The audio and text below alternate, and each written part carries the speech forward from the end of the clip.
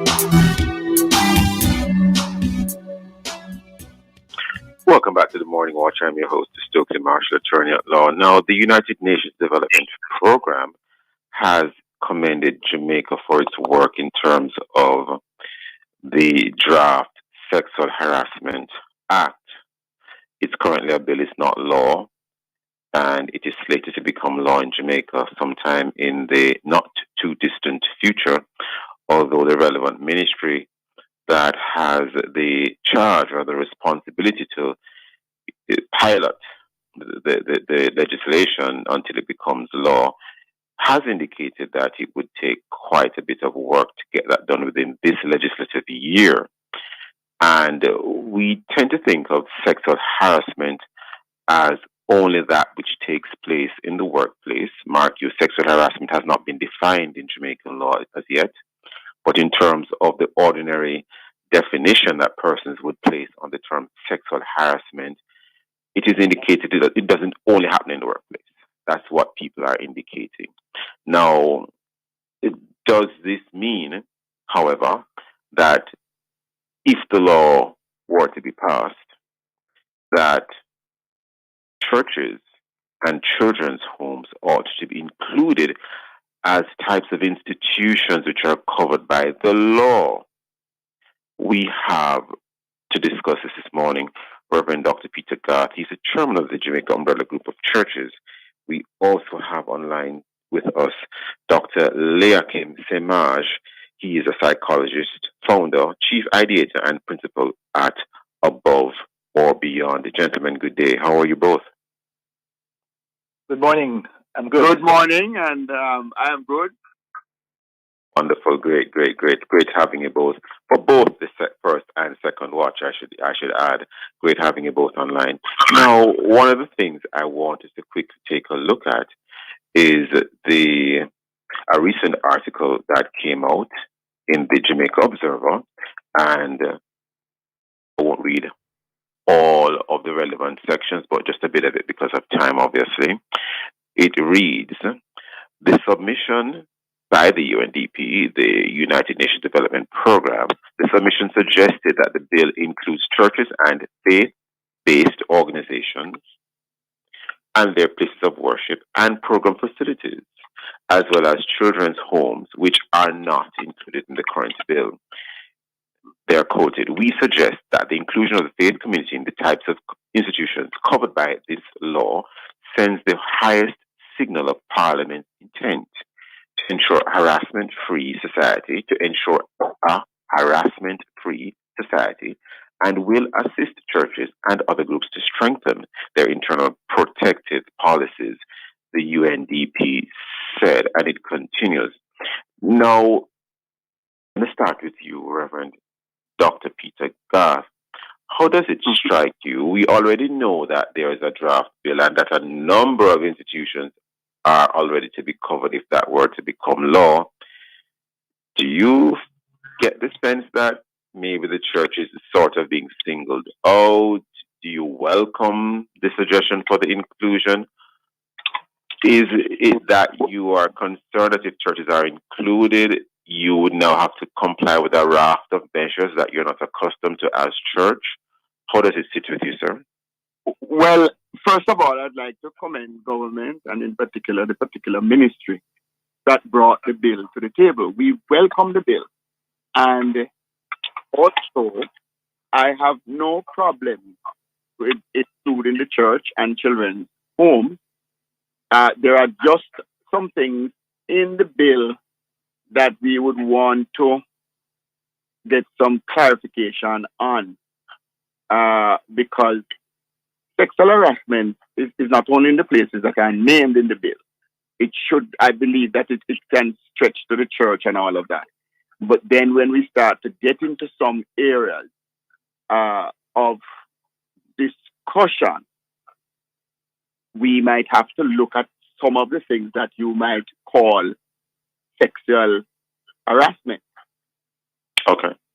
And so that would be our concern. But I have no problem at all. And I think that there are some things that have happened over the over the years, and the church, certainly we have put measures in place. For instance, even Sunday school teachers who want to make sure when you're putting somebody there who is going to be in charge of a youth camp or something like that, that you are actually interviewing and watching and knowing the persons that you are putting there. So I have no problems at all. Do you want to be more specific about that, which you would like greater clarity on? I'm not too sure if you highlighted that. Okay. There are some loose ends. For instance, let's take the workplace. Yes. If at the workplace you raise an argument or there is a discussion on something like what we call in Jamaica shacking up.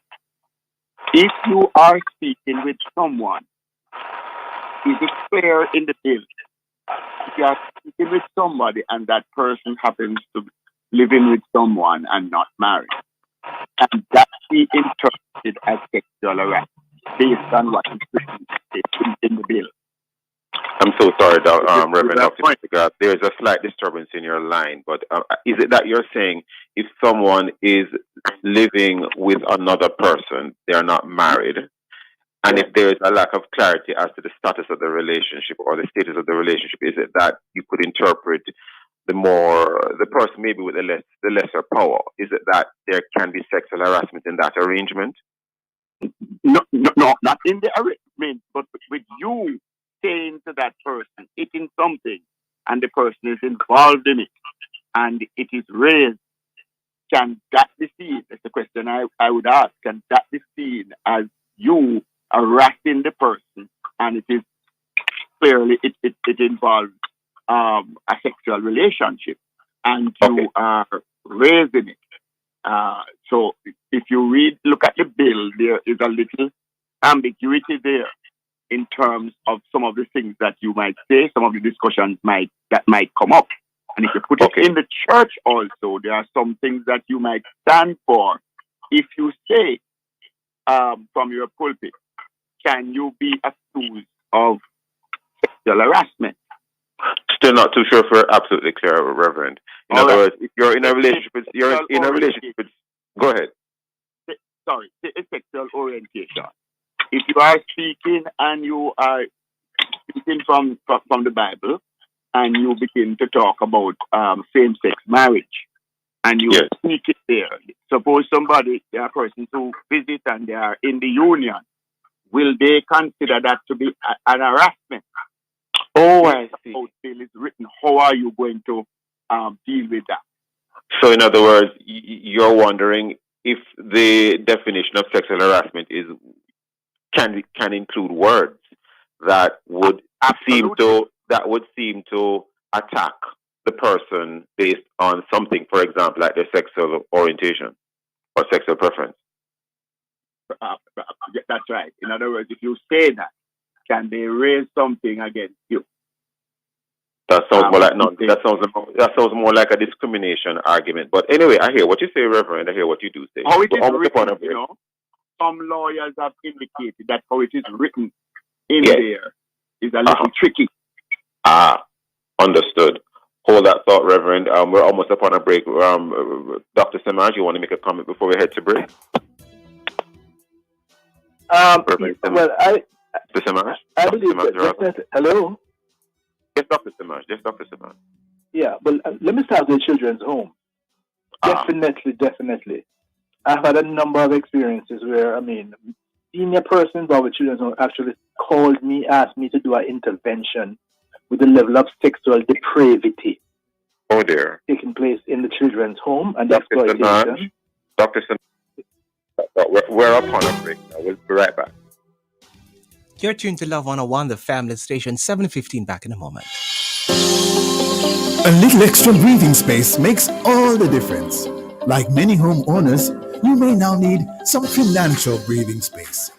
Switch to a Sagicor Bank mortgage and get a 2-month payment holiday, attractive interest rate, plus a pre-approved credit card. Make the switch today and get more. With no upfront cost to pay, you'll have a lot more breathing space. Call 888-SAGICOR today. Conditions apply. Want 50% off your mobile each month? It's easy. Just add your Flow Mobile to your Flow Home Internet. Save more on the connectivity you need to work, study, and stay entertained wherever you are. Get 50% off your mobile each month simply by adding your Flow Mobile to your Flow Home Internet. Visit a Flow store today and sign up for more savings. Conditions apply.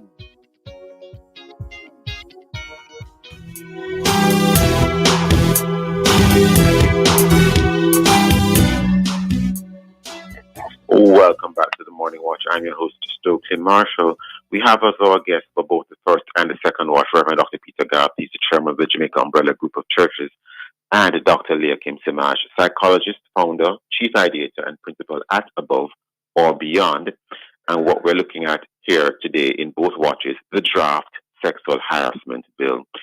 Dr. Simaj, just before the break, you were saying that you welcome the inclusion of children's homes, and you began to indicate some very unpleasant things.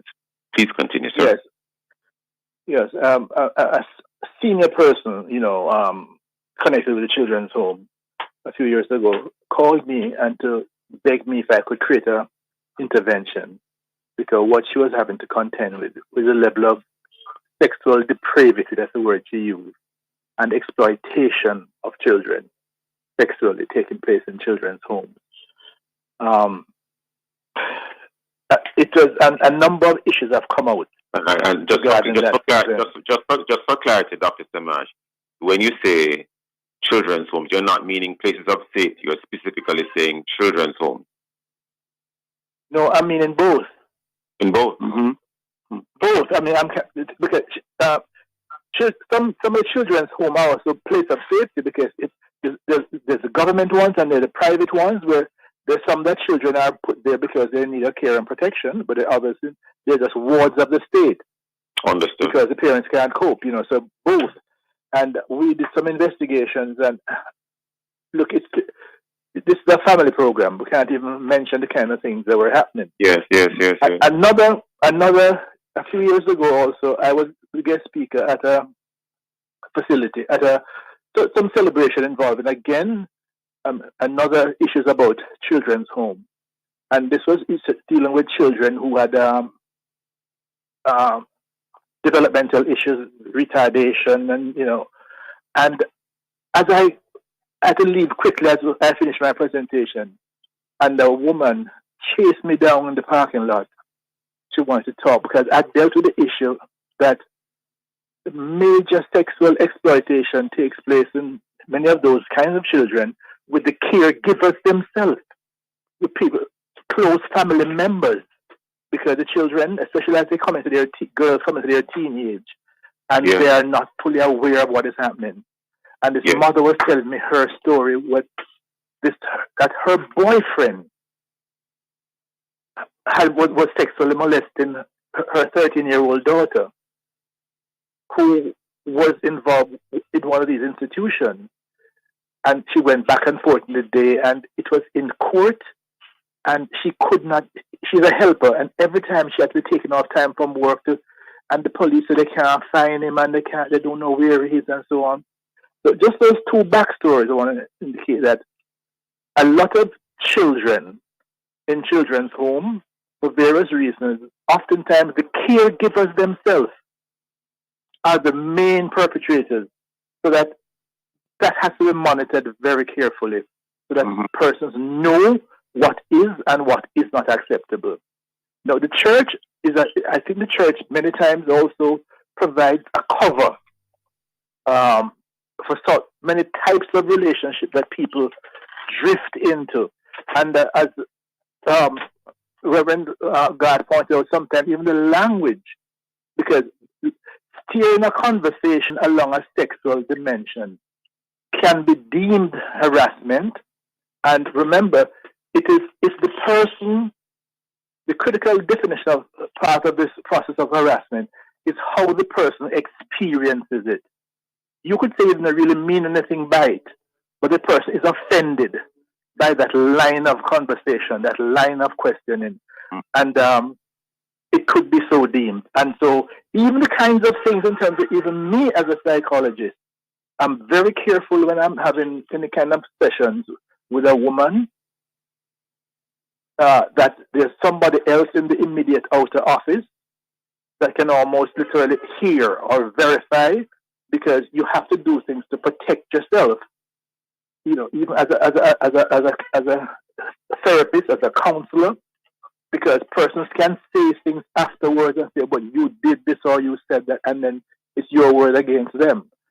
So, in many contexts where the pastor could be involved in counseling, whether formally or informally, and make sure you put these kind of structures in place so that your name can't call afterwards. Well, you said so and so, or you touched me, or you did. Because even a hug can be quite harmless. But yet, the person read something else into it and thought that you intended otherwise. So, let both on the part of the church and the leadership, for them to be fully aware how behaviors can be misconstrued, and even something is better to leave certain things out. Yes, in fact, let us take a quick look at the meaning, definition of sexual harassment in the draft bill. This would be the definition if this law were to be passed. It says, sexual harassment means the making of any unwelcome sexual advance towards a person by another person, which A, is reasonably regarded as offensive or humiliating by the person towards whom the sexual advance is made, or B, has the effect of 1, interfering unreasonably with the work performance of the person to whom the sexual advance is made, or 2, creating an intimidating, offensive, or hostile work environment. And references to the term sexually harassed shall be construed accordingly. Let's take a quick look at the definition of sexual advance that would apply if this law were to be passed.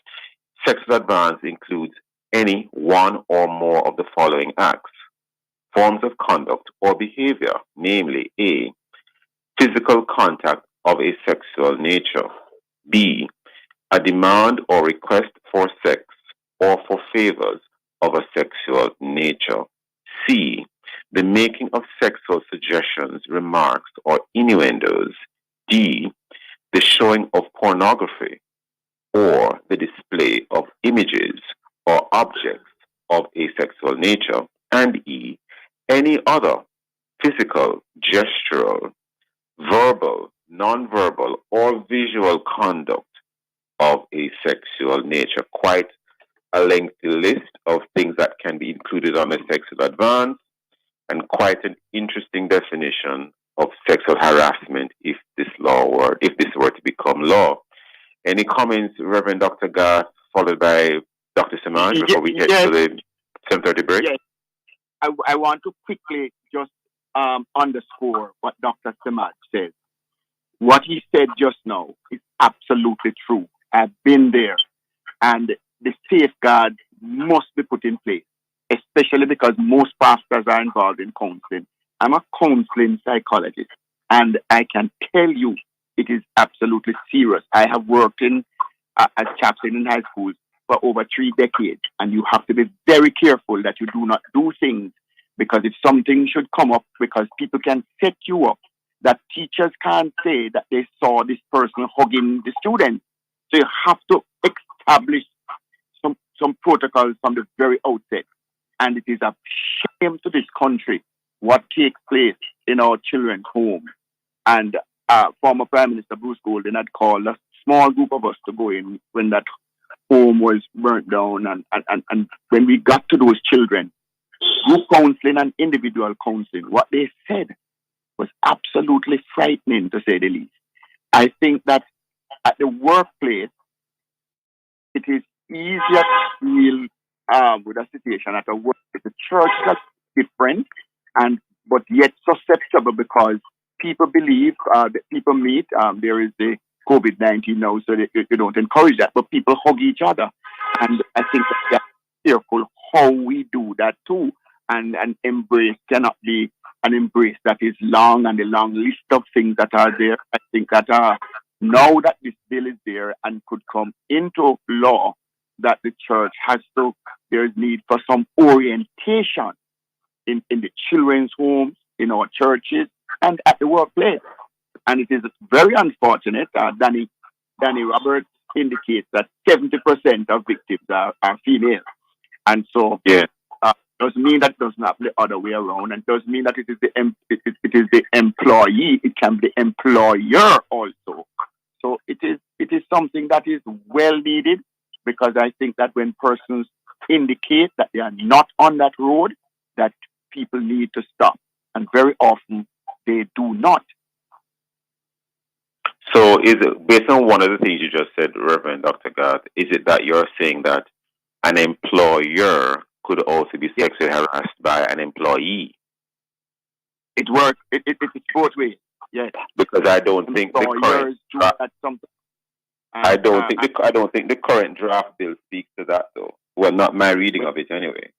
That's right. But I'm saying that it happens that way around too, because I have had instances where persons come to me and they do that. I mean, the boss is a single lady, and she's putting arguments and touches,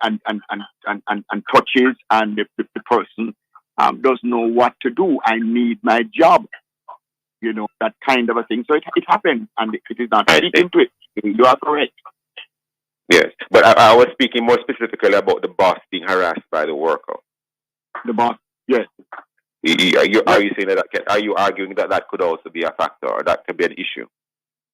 Of course, yes, sure, certainly. What is in the bill, and that's one of the reasons, because people are now opening up a little more and coming forward with what is taking place, and it is as they begin to share with others, and people hear.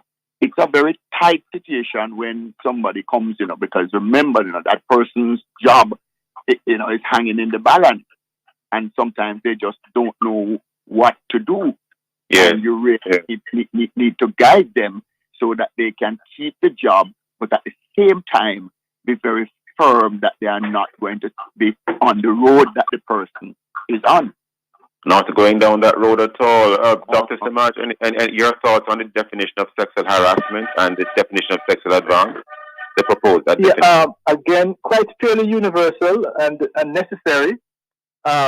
But I will clearly corroborate what was just said a while ago, that clearly the need for orientation and preparation for this, because currently in the United States, over the last, let's say, about 20 years, one of the most common things that corporate lawyers are involved in is settling sexual harassment suits outside of court.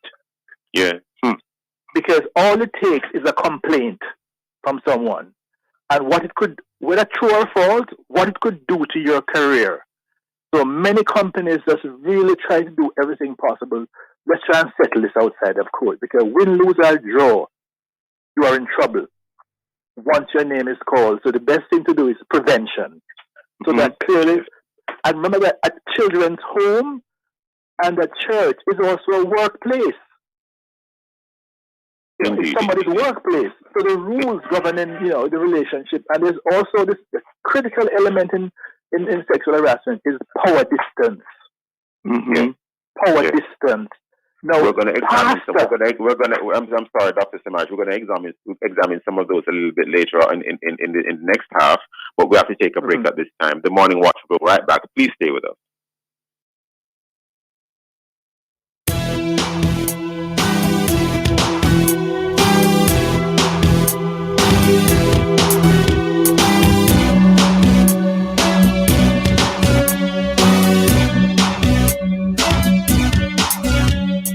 JN Bank Live Online Banking is your quick and easy banking that's safe and secure. Sign up today. Visit jnbank.com. JN Bank will help you find a way. The time is 7:30, folks, on The Sound of Love. Shake and go with true shake. Shake and go.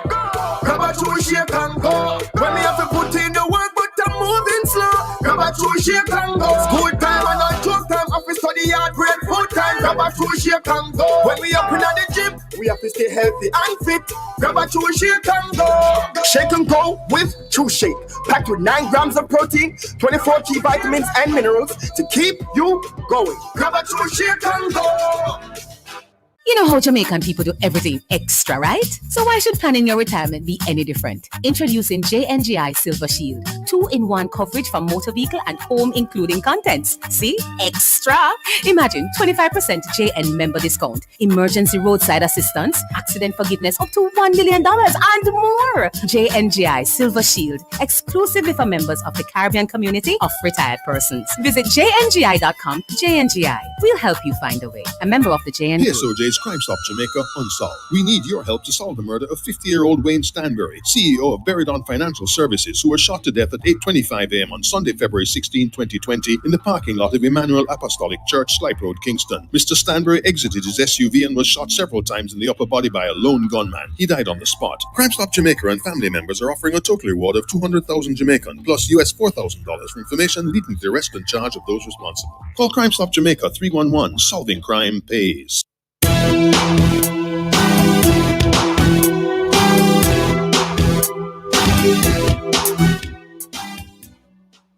Welcome back to the Morning Watch. I'm your host, Stokely Marshall. Let's take a look at the newspapers to see what Jamaicans and others are saying and doing. And in the major daily newspapers this morning and other happenings we have here in the Gleaner Online, government redoubling efforts on crime legislative agenda. Chang. Another one here, Tufton to meet with key stakeholders on COVID vaccine rollout. And stocks round up. 34 stocks advance, 41 decline, and 10 trade firm. A concerning story here as well. St. James Criminal Records Office closed due to COVID. And get another one in here. UK tests house to house in hunt for new COVID-19 variant. Testing house to house. Another story here where we turn to the Jamaica Observer. Anti-vax fight. Minister of Health and Wellness, Dr. Christopher Tufton, says that with Jamaica virtually assured of vaccine to meet initial COVID-19 immunization demand, and he continues, we also have 42-year-old St. Andrew woman reported missing. Unfortunately, hope she can be found. Another one here, World Health Organization team to visit Chinese virus lab in Wuhan. Those and many other stories in both major daily newspapers. Coming up next, we'll read for you some of the feedback from our Facebook and WhatsApp question, which is, why should churches and children's homes be included if the sexual harassment law is passed? If you haven't done so yet, leave a comment on our Facebook page, Love 101 FM Jamaica, or WhatsApp 876-997-3125. We'll be right back. You're invited to listen to Dollars and Cents every Thursday at 8:16 a.m. We'll give you tips on how to make your money count, how to save, and how to grow your worth. It's all inside Dollars and Cents, brought to you by BPM Financial Limited, taking you higher. That's Dollars and Cents every Thursday at 8:16 a.m. on the family station, Love 101. Here is a reminder from Love 101, the family station, as we face the COVID-19 pandemic. Be kind to address stigma during this pandemic. Share the latest facts and avoid exaggerating stories. Show solidarity with affected persons and tell the stories of persons who have experienced the virus. I am Kimberly Levy from Love 101, reminding you to protect yourself while protecting others. Stay safe and keep it locked on Love 101, the family station.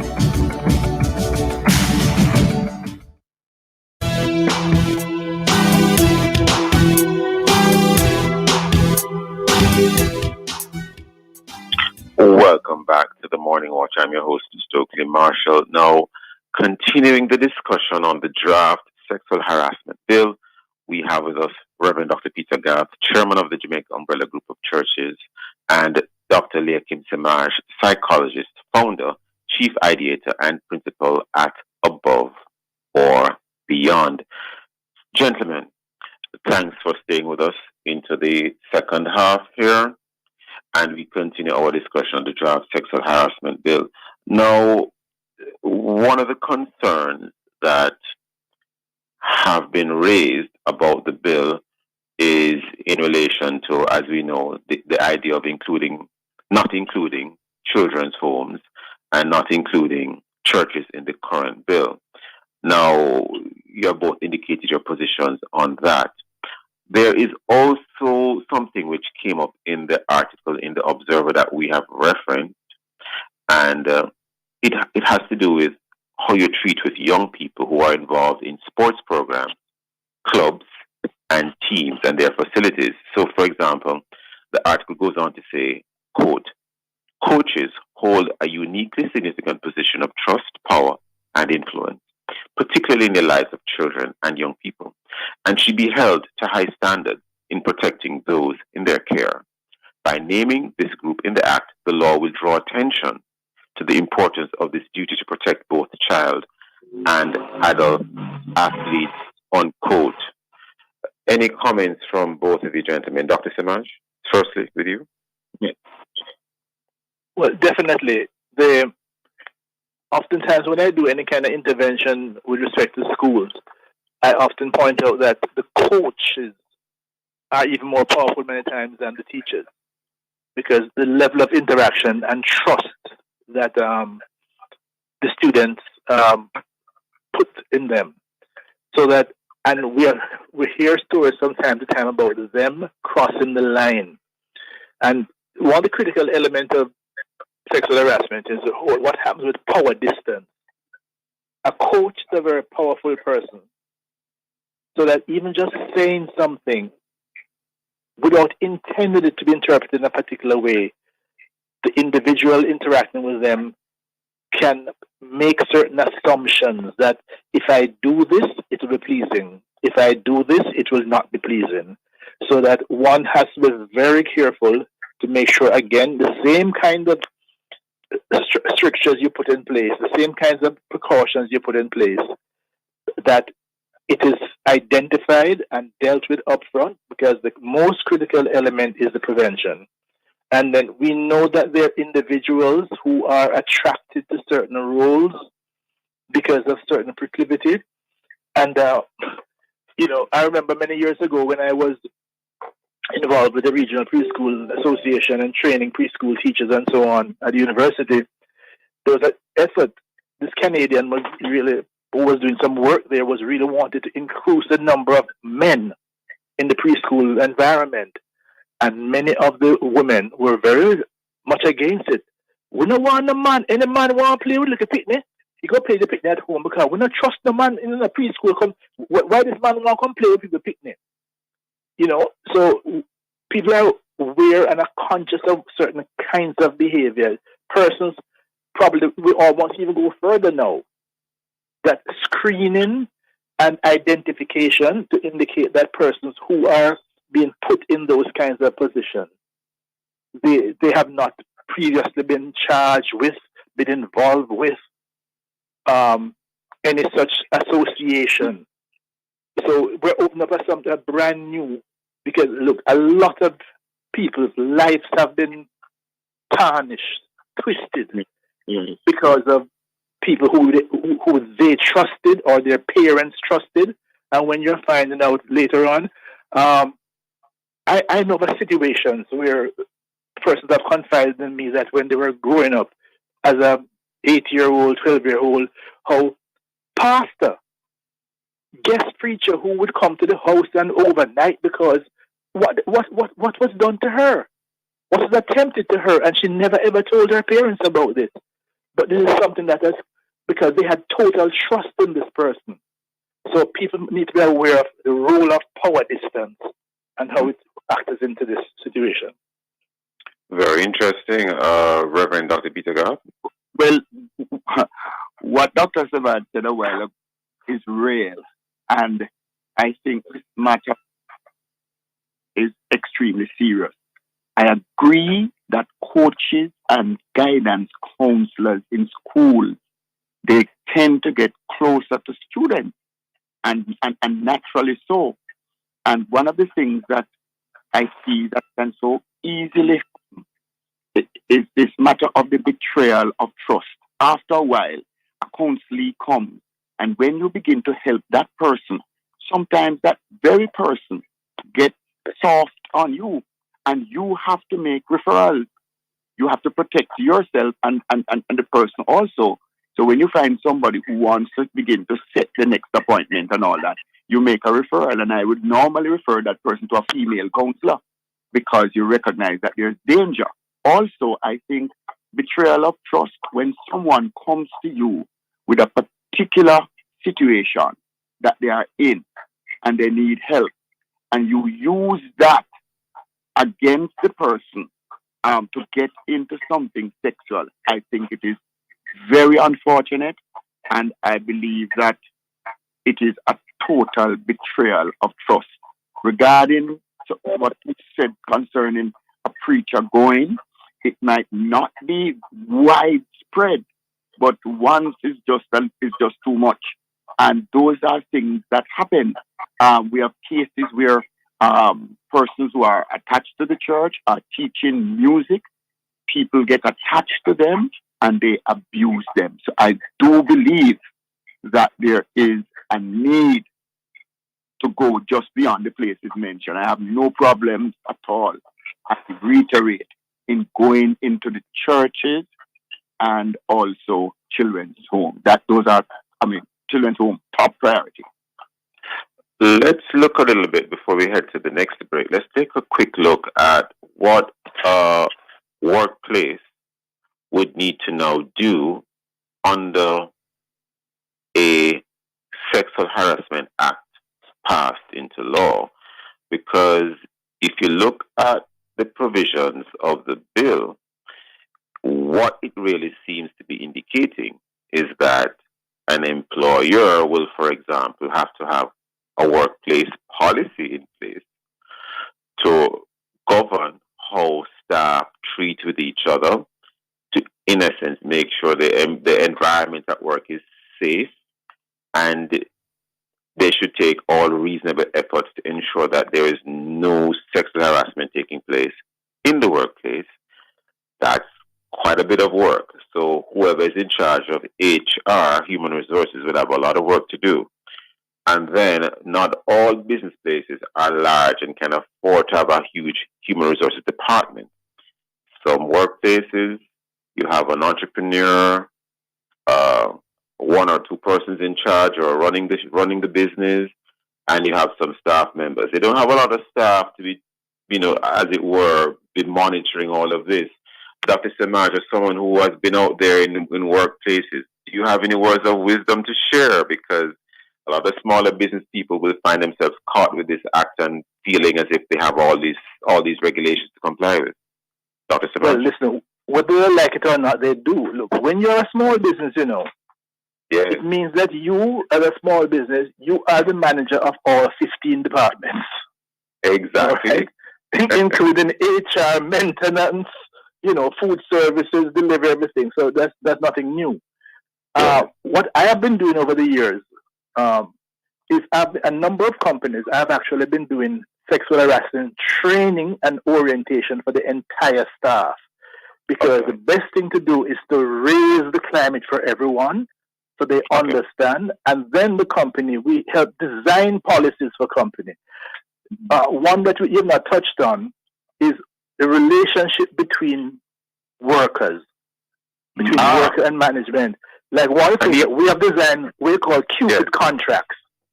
So that you can't, if you have a relationship with another member on the team, it has to be reported to the management. Hold that thought. Can you hold that thought, please, Dr. Semaj? We're going to go to a break and come right back and continue that point. We'll be right back at the Morning Watch. You're tuned to Love 101. The family station is now 7:45.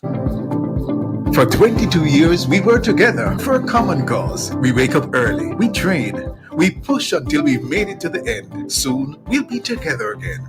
But for now, while we have to be apart, let's run, wheel, and walk for the pediatric wards of the Anata Bay and Port Antonio hospitals, and to help our nation's children get back on track with their education.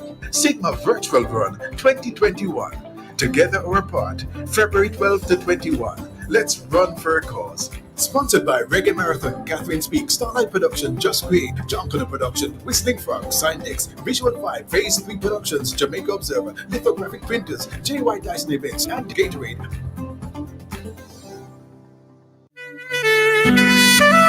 Are you doing enough to protect the health of your parents and grandparents? Our nation's elderly are the most vulnerable group of citizens to die from COVID-19. It is our duty as family members, caregivers, and community to protect their health and well-being. Let's do our part. Wear your mask around them. Wash and sanitize your hands when you are in their space. Provide comfort and emotional support during these very stressful times. Assist them with activities where there is a challenge or a need. Let us show our seniors that we truly care. For further information, contact the National Council for Senior Citizens toll-free 888-SENIORS or 876-736-4677 or call 876-906-9277 to 8 or visit www.mlss.gov.jm. A message from the Ministry of Labor and Social Security.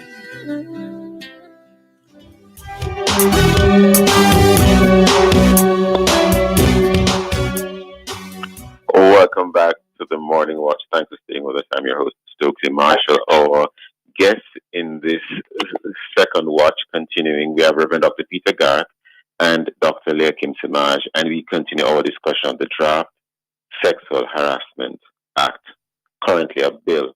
Now, Dr. Semaj, you mentioned the whole matter of peer-to-peer relationships in the workplace, and that if one were to start, it has to be reported to the management. Please elaborate. Yeah, because look, there's a reality, that there's a high probability that you will meet your partner either at school or at work.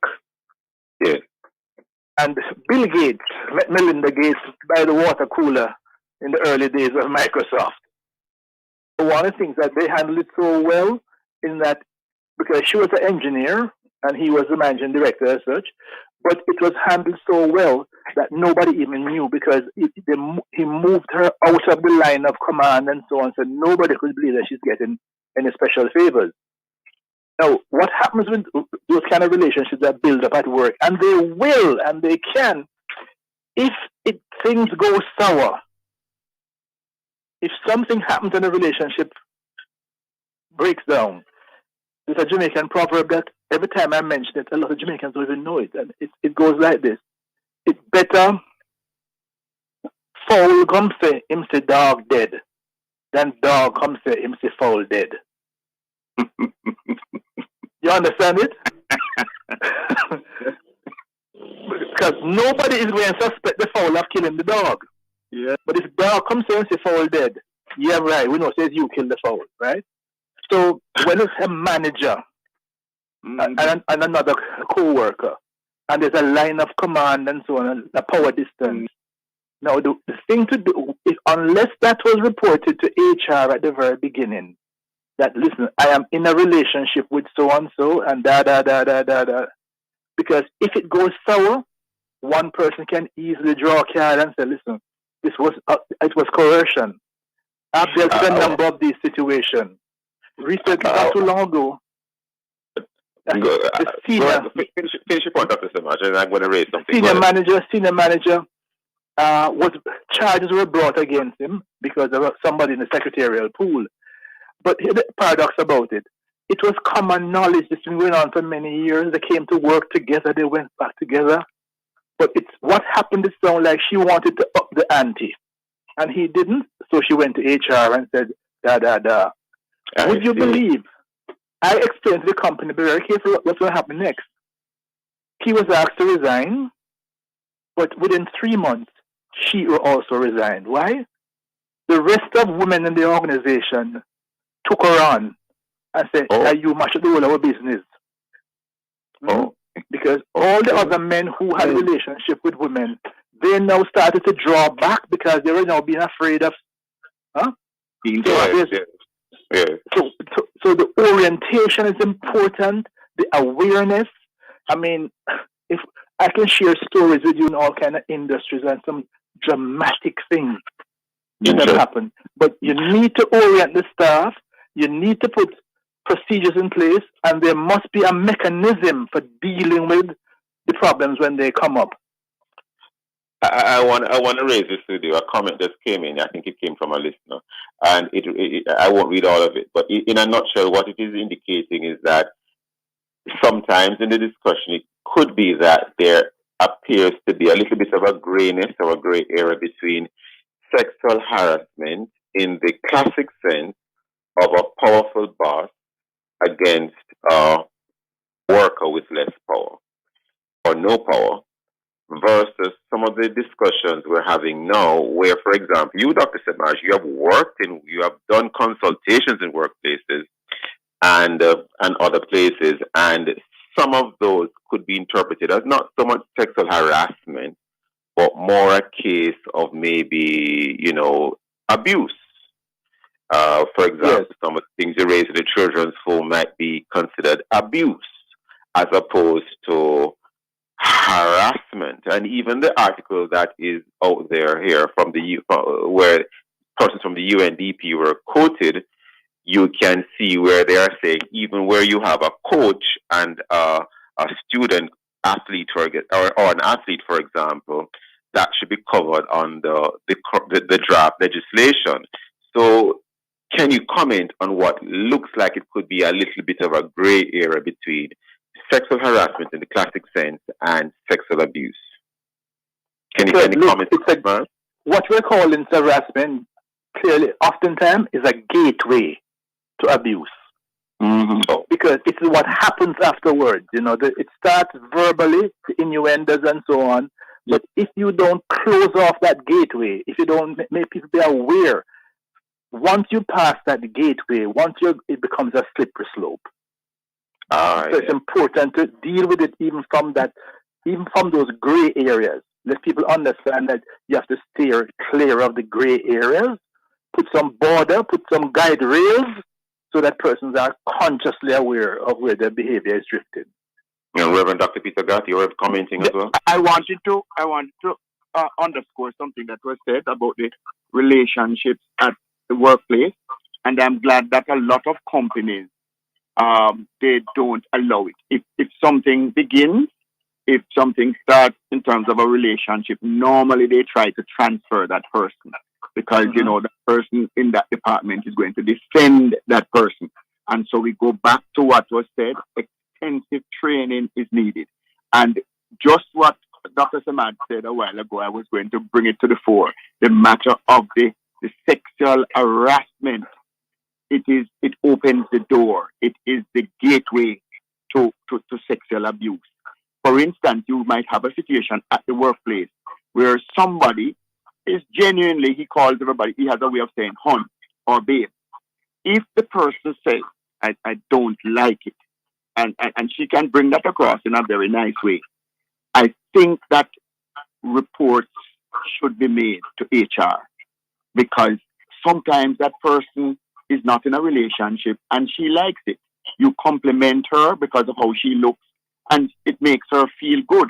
And after a while, she might get into a relationship and she was kind of allowing that babe, and then he started from one thing to another, he started touching, but then she gets into a relationship and she wants a cut off, and then there is the problem.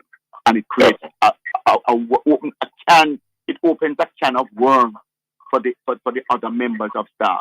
And the illustration that was given about the other members of staff being upset because they now are likely to be exposed. So it is a serious matter, and we have to start now this matter of extensive training and setting up protocols at the workplace. It has to be structured and a part of the whole orientation.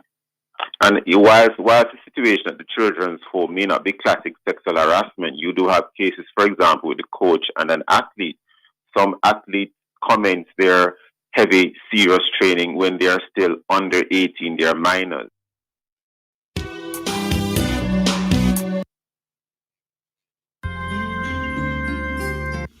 So we're talking about glaucoma.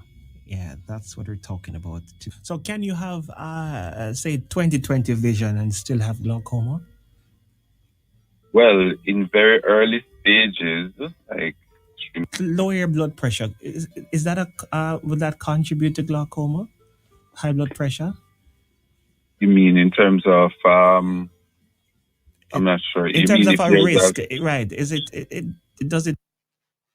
You can have it in the entertainment industry as well, where some entertainers are still children, actors, actresses, and so on, who are children, but the directors and adults. So we understand the comment and the concern from the listener, but sometimes it's a bit of a gray area. But I want to ask you this quickly, Dr. Semaj. Yes. In terms of sexual harassment, it might not sound a little strange to some people, but can a child sexually harass? 101.3, 101.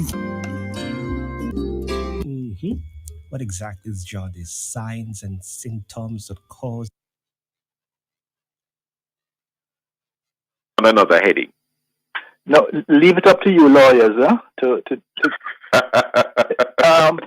again, let me share. Dr. Semaj. No, yes, let me share a story with you. I remember doing Wellness Week some years ago. An attorney was sharing something with us about why we need to expand the consciousness of these things. Here was a boy. He was like 14, 15, right? And he and his friends were playing football. And when there were some girls watching them and, making all kind of comments, and then the girls disappeared. When the boys finished playing, they went by the side of the field to get their clothes. Their clothes was gone. So but I know where those girls live. And the boys went down there, and the girls were at home, and called them inside, and most of the girls were naked. Huh? Yeah. Well, the boys, were in the, let's be very delicate, huh? The boys participated. Yes. Now, yes. Subsequent to that, one of the girls became pregnant. Oh. And she revealed to her grandmother as to who was the person. Okay. Here was this boy, he was 14 or 15, and when the lawyer explained what has happened, just the context in which, but literally, he was in and out of court and the whole thing because he was underage, she was underage, but nonetheless, the responsibility of the state was now on him because he had committed an infraction. Oh dear. So that harassment. So often. You have made a point, Dr. Semaj. You're saying it can occur, even though legally there might be a little bit of it might be a bit dicey legally. Exactly. Any final thoughts in a second or two, because we're literally out of time, Dr. Garth?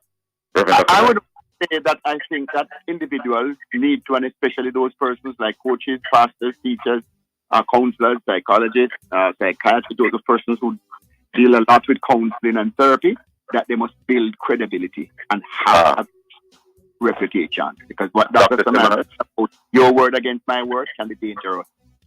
Dr. Semaj, any final word? No, absolutely. Prevention is better than cure. So a lot of, when you mentioned a while ago about babe and sweetheart,